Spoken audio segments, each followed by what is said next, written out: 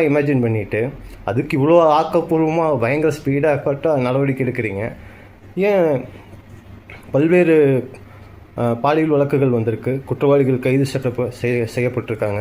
அவங்க மேலே ஏன் உடனுக்குடனே தீர்ப்பு கொடுத்து, அதுன்னு சொல்லுவாங்க 3 months ஃபாஸ்ட் ட்ராக் கோர்ட்டும் கூட இருக்குது இதை விசாரிக்கிறதுக்கு. அந்த விசாரணை முடித்து அவங்களுக்கு ஒரு தண்டனை அறிவிப்பு, இல்லை அவங்கள ஒரு என்கவுண்டர், அந்த மாதிரி எதுவுமே பண்ணலையே. எப்பவும் போல் எந்த ஒரு குற்றவாளி மாட்டினாலும் ஒரு மாவு கட்டு போட்டுட்ருவாங்க.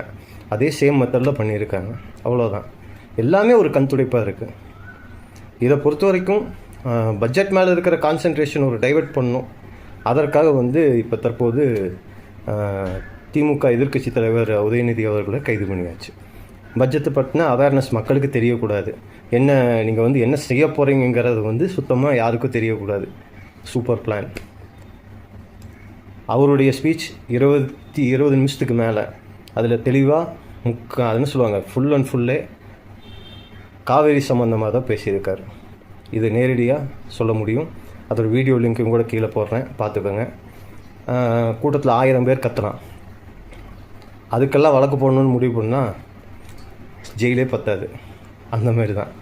ஏன்னா இங்கே இருக்கிற ஒவ்வொருத்தரும் அப்படியே மக்கள் எல்லாரும் நல்ல தமிழில் பேசக்கூடிய, நல்ல நல்ல வார்த்தைகள் பயன்படுத்தக்கூடிய நல்ல உள்ளங்கள்.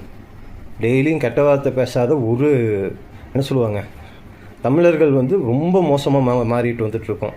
நேரடியாக லைவில் பார்த்துட்ருக்கேன், நீங்கள் எல்லாருமே பார்த்துட்ருக்கீங்க. சமூகம் எங்கே போயிட்டுருக்குன்னு உங்கள் எல்லாத்துக்கும் தெரியும். இளைஞர்கள்லேருந்து பெரியவங்கக்கிட்ட எப்படி பழகிறாங்க, மரியாதை எப்படி கொடுக்குறாங்க, எல்லாமே அந்த ஒரு ஜெனரேஷனை டோட்டலாக கொலாப்ஸ் ஆகிட்டுருக்கு. முதல் மக்கள் அதுன்னு சொல்லுவாங்க மக்களாகவே இல்லை, எல்லாம் ஒரு சைக்கோ மாதிரி சுற்றிக்கிட்டு இருக்காங்க வெளியே பார்க்கும்போது. ஒரு உதாரணம், ஸ்பைடர்மேன் படத்துக்கு போனோம்.